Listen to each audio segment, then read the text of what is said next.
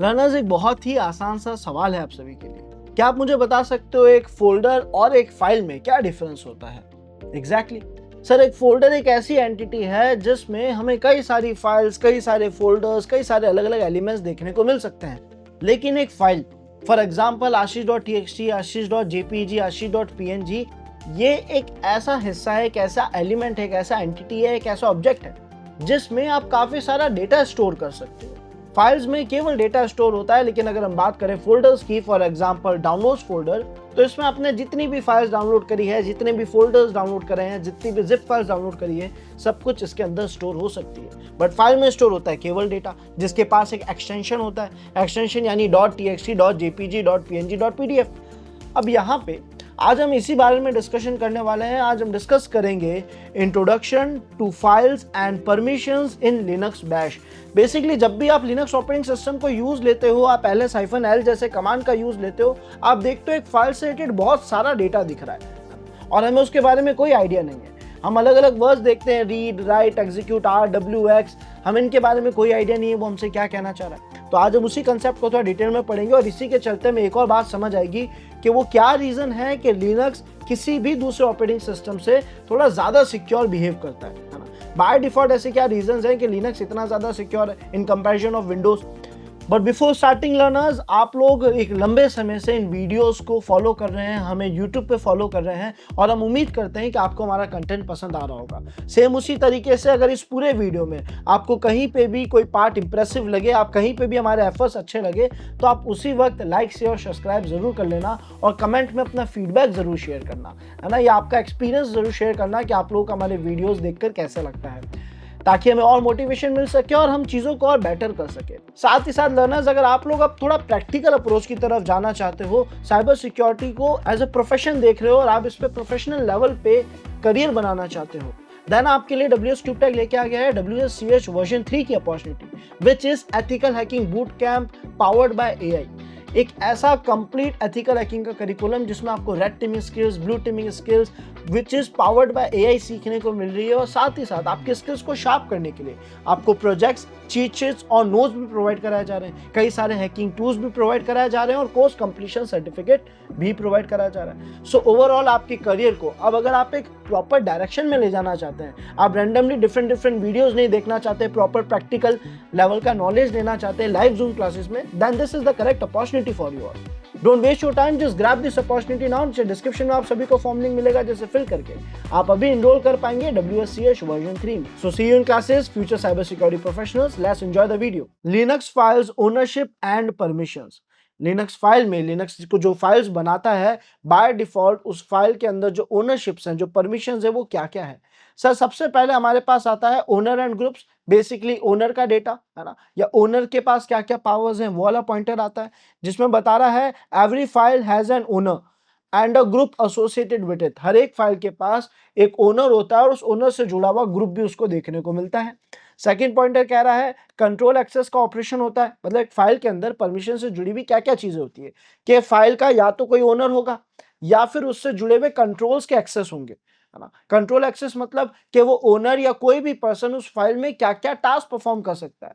अब आज अगर हम बात करें किसी भी फाइल की, मान लेते हैं आशीष.txt नाम की फाइल है, तो इस फाइल में हम क्या क्या ऑपरेशंस परफॉर्म कर सकते हैं। या तो सर इसके अंदर लिखे हुए डेटा को हम रीड करेंगे, या फिर हम इसमें क्या करेंगे, कोई ना कोई नया डेटा ऐड करेंगे, अपडेट करेंगे, है ना। हमने कोई नया डेटा लिखा, मॉडिफाई करा, अपडेट करा।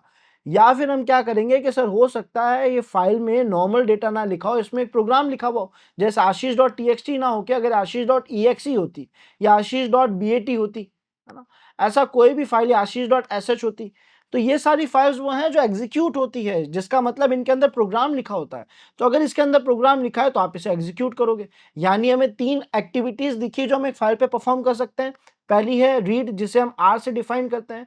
दूसरी है राइट, जिसे हम W से डिफाइन करते हैं। और तीसरी है एग्जीक्यूट, उसे रन करना, जिसे हम X से डिफाइन करते हैं। तो यहाँ पे भी ये बात कर रहा है कि सर ये कंट्रोल और एक्सेस का भी डेटा होता है कि उस फाइल में क्या क्या चीजें आप परफॉर्म कर सकते हो। तो इसकी डेफिनेशन कह रही है permissions define who can read, right और एग्जीक्यूट। कौन उस फाइल को रीड कर सकता है, राइट कर सकता है और एग्जीक्यूट कर सकता है। देन हमारे पास आता है यूजर ग्रुप्स एंड अदर्स। अब यूजर ग्रुप्स एंड अदर्स क्या बता रहा है, separate permissions for users groups and others. Basically एक जो थर्ड ऑप्शन हमारे पास आता है वो ये है कि ये जो फाइल है इस पे बाकी लोग क्या-क्या कर सकते हैं, है ना? अगर कोई पर्टिकुलर यूज़र है तो वो इस फाइल में क्या कर सकता है? अगर सभी की बात करेंगे जितने भी लोग हैं पब्लिकली इस फाइल में क्या-क्या करा जा सकता है? या अगर हम किसी ग्रुप में देना चाहें कि सर प्राइवेट या पब्लिक ये लोग इतना काम कर सकते हैं, ये लोग इतनी पावर्स ले सकते हैं फाइल में, इतना कंट्रोल ले सकते हैं, तो वो सारी चीज़ें फाइल की परमिशंस के अंदर डिफाइन होती है। यानी पहले ओनर, फाइल के ओनर्स कौन है, ठीक है? दूसरी चीज़ उस फाइल में क्या-क्या टास्क कौन परफॉर्म कर सकता है और तीसरा कि सर बाकी सभी यूजर्स को कितनी परमिशंस देनी है और कितनी नहीं देनी। इन 3 कैटेगरीज में डेटा रहता है। अब आप लोगों ने एक एग्जांपल देखा होगा कि जब भी आप ls -l कमांड रन करते हो अपने टर्मिनल में, तीनों ही स्मॉल लेटर्स में है। जब आप ls-l कमांड रन करते हो अपने टर्मिनल में तो आप देखते हो आपके पास फाइल से रिलेटेड काफी एक बड़े फॉर्मेट में डेटा आता है और उस बड़े फॉर्मेट में स्टार्टिंग में आप देखोगे कुछ ऐसा लिखा हुआ होगा। इसका क्या मतलब है? तो सर ये डिफाइन कर रहा है, स्टार्टिंग के 3 ग्रुप डिफाइन करते हैं ओनर को कि ओनर के पास क्या-क्या परमिशंस है ना? लास्ट की 3 जो पॉइंटर्स है वो डिफाइन करते हैं मेन किसी यूजर को कि इस यूजर के पास क्या-क्या परमिशंस है जो फिलहाल लॉगिन है। जो लास्ट के 3 कॉलम्स हैं ये डिफाइन करते हैं कि बाकी लोगों के पास overall other groups other users के पास क्या-क्या परमिशंस हैं।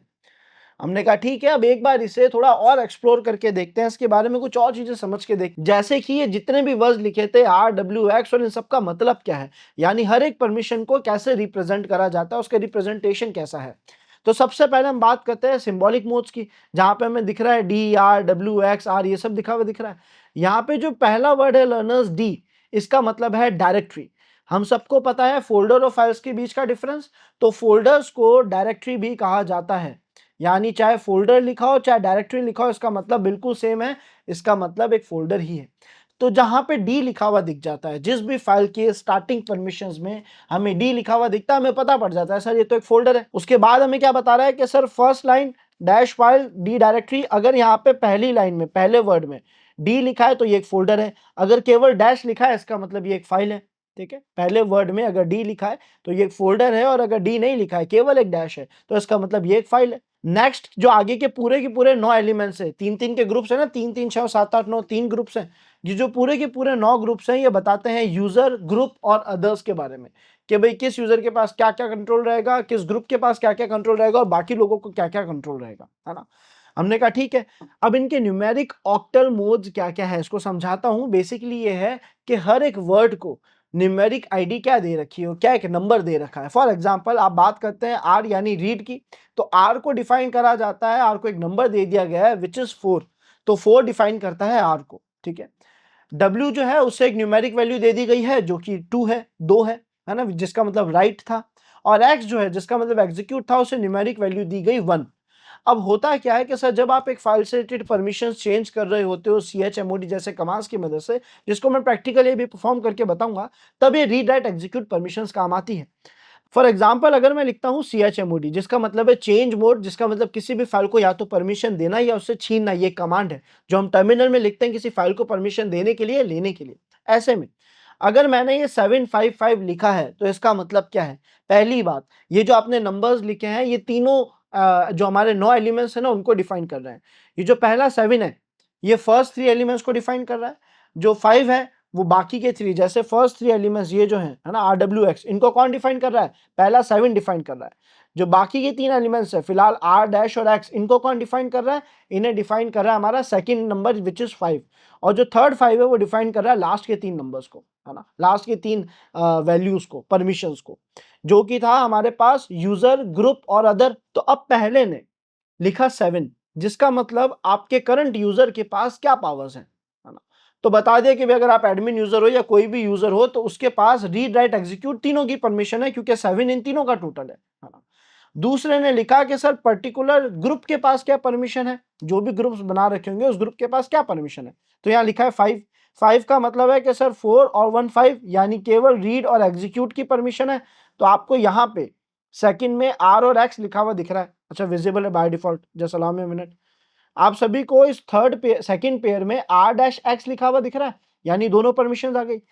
अब अगर मैं यहाँ पे थर्ड में भी हमने 5 लिखा है, इट मींस थर्ड में भी रीड और एग्जीक्यूट की ही परमिशन है। लेकिन सर अगर थर्ड में 5 ना लिखा हो और 4 लिखा हो, तो इसका मतलब जो थर्ड एलिमेंट है, जो थर्ड पेयर है, उसके पास केवल रीड की परमिशन है। आप देखोगे 7 का मतलब यूजर हो गया, यूजर डिफाइन कर दिया, यूजर के पास रीड एंड एग्जीक्यूट की परमिशन है। 5 में हमारे पास ग्रुप आ गया जो कह रहा है केवल रीड और एग्जीक्यूट की परमिशन है, और बाकी सभी लोगों के लिए आपके पास रीड एग्जीक्यूट की परमिशन है अगर 5 लिखा है तो। इस तरीके से एक फाइल से जुड़ी हुई परमिशन हम इजीली अलॉट कर पाते हैं। इसे और बेटर लेवल पे समझने के लिए लर्नर्स हम इसे एक बार प्रैक्टिकली इंप्लीमेंट करके देख लेते हैं और फिर आगे के टॉपिक को कंटिन्यू करते हैं, है ना। तो हमने क्या करा, हम चलते हैं हमारे काली लिनक्स में। सो लर्नर्स यहाँ पे हमारी काली मशीन स्टार्ट हो चुकी है। अगर मैं यहाँ पे ls-l लिख के एंटर प्रेस करता हूँ तो आप देखोगे मेरे पास जितने भी फाइल्स है, जितने भी फोल्डर्स है, उनसे रिलेटेड हमें काफी सारा डेटा यहाँ पे विजिबल है ना। अब इस डेटा में हमें क्या क्या दिख रहा है, लेट्स सी। सर आप देखोगे आपके पास यहाँ पे एक फाइल है जिसे लास्ट उसका मॉडिफिकेशन डेट, उसका टाइम, ये जो है यहाँ पे बताया जा रहा है। उसकी साइज क्या है ये बताया जा रहा है, उसे किस यूजर ने बनाया था ये बताया जा रहा है, किस यूजर ने उस फाइल को क्रिएट करा था वो बताया जा रहा है। और इस कंटेंट के बारे में हम डिस्कशन कर रहे हैं। अगर स्टार्टिंग में यहाँ पे डी नहीं लिखा है और डैश लिखा है, इसका मतलब ये एक फाइल है, ये एक फोल्डर नहीं है। उसके बाद यहाँ पे लिखा है आर और डब्ल्यू और एक्स, ये जो स्टार्टिंग का फर्स्ट एलिमेंट है आर डब्ल्यू डैश लिखा हुआ है, एक्स नहीं लिखा हुआ, जिसका मतलब इस फाइल के पास केवल रीड और राइट की परमिशन है यूजर के पास। ये जो यूजर है इसमें केवल रीड और राइट का ऑपरेशन परफॉर्म कर सकता है। अब इस यूजर का जो भी ग्रुप बना हुआ होगा वो ग्रुप क्या कर सकता है, ग्रुप केवल रीड कर सकता है, ठीक है। ग्रुप्स बनते हैं सबके लिए, किसी पर्टिकुलर प्राइवेट ग्रुप के लिए, एवरीवन के लिए, ऐसे ग्रुप्स बनते हैं। तो उसके बाद जो थर्ड ऑप्शन है वो क्या बता रहा है, वो बता रहा है बाकी सबका क्या, भाई जितने भी ये फाइल जितने भी लोगों को भेजी जाएगी वो इसमें क्या क्या कर सकते हैं। तो यहाँ पे केवल रीड का ऑपरेशन दिया गया तो वो केवल रीड कर सकते हैं, इसमें मॉडिफिकेशन नहीं कर सकते, ऐसा ही कह रहा है। हमने कहा ठीक है। अगर हम यहाँ पे देखें तो यहाँ डी क्यों लिखा है, क्योंकि सर एक फोल्डर है, अमित नाम का एक फोल्डर है, इसलिए यहाँ डी लिखा हुआ है, जिसका मतलब डायरेक्टरी है। हमने कहा ठीक है। आर डब्ल्यू एक्स लिखा हुआ है, रीड राइट एग्जीक्यूट तीनों की परमिशन है, और जो सेकंड जो ग्रुप का एलिमेंट है उसके पास केवल रीड और एग्जीक्यूट की परमिशन है। यानी देखा जाए तो ये डिफाइन कर रहा है 755 की परमिशन को। Correct everyone. 7 मतलब हो गया रीड एंड एग्जीक्यूट, 5 मतलब हो गया 4+1 विच इज रीड और एग्जीक्यूट, और यहाँ पे रीड और एग्जीक्यूट फिर से हो गया। अब अगर मैं आप सभी से पूछूं कि इस थर्ड वाले ऑप्शन में, या फिर से थोड़ा और स्क्रॉल डाउन करते हैं, क्या कोई मुझे बता सकता है इसका नंबर क्या होगा। क्या आप लोग ये जो फाइल है fork.sh नाम से, क्या आप लोग इसका मुझे जो आईडी है, इसका जो नंबर्स है ना, जो 3 नंबर्स 3 डिजिट्स हमारे सामने निकल के आएंगे वो क्या है, सब लोग मुझे कमेंट सेशन के जरिए जरूर अपडेट करना, ताकि ये क्लियर हो जाए कि आपको ये कंसेप्ट अच्छे से समझ आ चुका है। इस तरीके से हमें डेटा दिखता है और उम्मीद है बात सभी को क्लियर हो चुकी है। अब हम बढ़ते हैं हमारे पीपीटी की तरफ और आगे के कुछ पॉइंटर्स को समझने की कोशिश करते हैं। तो सर हमें रीड राइट एग्जीक्यूट या ग्रुप्स के बारे में समझ आ गया, इनके जो सिंबॉलिक, इनके जो न्यूमेरिक वैल्यूज हैं वो हमें समझ आ गई। अब हम यहाँ पे देख रहे हैं मैनेजिंग परमिशंस विद बैश, यानी बैश की मदद से मैं किस तरीके से अलग अलग परमिशंस को मैनेज कर सकता हूँ। सबसे पहले फाइल की बात आती है। फाइल को कोई परमिशन देनी है या उससे कोई परमिशन लेनी है तो क्या यूज लेंगे, chmod। chmod की मदद से मैं किसी भी फाइल को कोई भी परमिशन दे भी सकता हूं और छीन भी सकता हूं। अगर मैंने प्लस लिखा है इसका मतलब मैं परमिशन देना चाह रहा हूं, और अगर मुझे परमिशन छीननी है तो मैं माइनस लिखूंगा। प्लस के आगे एक्स लिखा है यानी एग्जीक्यूटेबल परमिशन दे दो, माइनस के आगे एक्स लिखा होता तो यानी एग्जीक्यूटेबल परमिशन छीन लो। माइनस के आगे अगर एक्स आर और डब्ल्यू लिखा होता यानी रीड राइट एग्जीक्यूट तीनों परमिशन छीन लो, है ना। किससे छीननी है उस फाइल का नाम बता दो, है ना। किस फाइल से परमिशन लेनी है उस फाइल का नाम बता दो, इस तरीके से परमिशन ले लेगा। अब इतना ही नहीं, मैं यहाँ पे इसको हटाकर न्यूमेरिक वैल्यूज का भी यूज ले सकता हूँ। फॉर एग्जांपल अगर मैं लिखता हूँ chmod 777 स्पेस script.sh, तो इसका मतलब मैं रीड राइट एग्जीक्यूट तीनों की परमिशंस तीनों एलिमेंट्स के लिए, यानी यूजर के लिए, ग्रुप के लिए और अदर्स के लिए सारी परमिशन सबको दे रहा हूँ, है ना। तो ये इस तरीके से काम करेगा। फिर अगर आपको ग्रुप पे चेंज करना हो तो आप उसके लिए यूज लेते हो या फिर chown या फिर चेंज ग्रुप, है ना। तो चेंज ओनर और चेंज ग्रुप क्या काम आ रहा है, या तो ओनर बदलने के लिए कि सर इस फाइल का जो ओनर है, जो आपने देखा था इस फाइल को किसने क्रिएट करा है, रूट रूट लिखा हुआ था, अगर आपको उसे बदलना है तो आप उसे यहां से चेंज कर सकते हो, है ना। chown के आगे जो ओनर नेम है वो आप बदल दो, उसके आगे फाइल का नाम लिख दो, या फिर जो ग्रुप आपको बदलना है उसका नाम लिख दो और फाइल का नाम लिख दो। तो इस तरीके से उस फाइल का ओनर और ग्रुप बदल जाएगा। बाय डिफॉल्ट हमारे केस में वो रूट रूट था, ठीक है। फिर आता है सिक्योरिटी और प्रायोरिटी। तो यहाँ पे आ रहा है proper permission management is crucial for Linux security and team work. ये बहुत जरूरी है, इसकी नीड्स क्या है। देखो आप एक फाइल बना रहे हो, ये बहुत जरूरी है ना ये डिफाइन करना कि उस फाइल पे कौन क्या ऑपरेशन परफॉर्म कर सकता है। किस लेवल के हमारे एक कंप्लीट टीम में, एक कंपनी में मल्टीपल लेवल्स के एम्प्लॉयज है ना, हर एक एम्प्लॉय का एक ट्री के हिसाब से लेवल बना हुआ है कि इनको यही काम इस फाइल में करना है, इनको यही काम इस फाइल में करना है। अब एक नॉर्मल सा यूजर है, हमारा एक पर्सन है जिसका काम है उस फाइल के डेटा को केवल एनालाइज करना, केवल रीड करना। तो क्या मुझे उसे एग्जीक्यूट करने की ताकत, उसमें मॉडिफिकेशन करने की ताकत देनी चाहिए, पावर्स देनी चाहिए? ऑब्वियसली नहीं। उसके ऊपर वाला डिपार्टमेंट क्या करता है, सर उस फाइल को एग्जीक्यूट करके उसका अपडेट, उसका जो रिप्लाई है वो लाके देता है। तो क्या उसे हमें रीड और राइट की परमिशन देनी चाहिए, है ना? एग्जीक्यूट की परमिशन देंगे। उसके ऊपर वाला जो ग्रुप है सर, वो वहां पे फाइल को पूरा देखता है, रीड करता है, मॉडिफाई करता है और एग्जीक्यूट करके भी चेक कर लेता है एक बार, ताकि आगे सब लोग काम अच्छे से कर सके। तो इट मींस हम लेवल वाइज फाइल में परमिशंस डिफाइन करते हैं ताकि किसी भी डेटा, किसी भी फाइल का मिसयूज ना हो। और हमेशा ध्यान रखना कि एक फाइल की सभी परमिशंस, सारी की सारी परमिशंस एक ऐसा यूजर है जिसके पास होती ही होती है, या फिर वो सारी परमिशन चेंज कर सकता है, और वो है उस सिस्टम का एडमिन यूजर, जिसे हम लिनक्स की लैंग्वेज में कहते हैं रूट यूजर।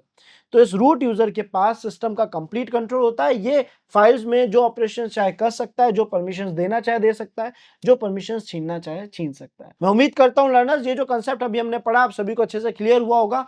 मिलते हैं नेक्स्ट वीडियो में। Thanks for watching this video.